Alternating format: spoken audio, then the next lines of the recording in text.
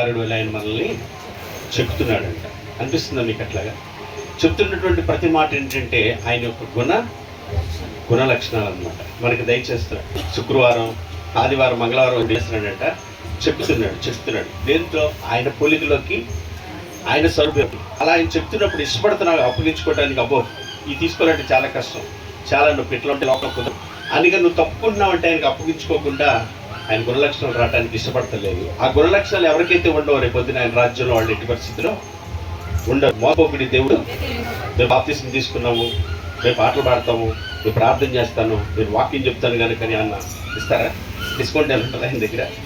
ఏమీ ఉండదు. నీతి న్యాయం కలిగిన దేవుడు అందరికీ ఒకలాగే న్యాయము చేసి జాగ్రత్తగా జ్ఞాపకం చేసుకుందో చెప్పబడిన మాట మన హృదయంలో స్థిరపరచుకొని ప్రార్థన చేద్దాం. మన మధ్యలో చెల్లి ఉంది, ప్రార్థన చేస్తుంది. చెప్పబడిన మాటలు అందరికీ వితో ఒక 2 నిమిషాల పాటు త్వర ముగించే ప్రయత్నం చేస్తాను. నేను కూడా ప్రార్థించాను.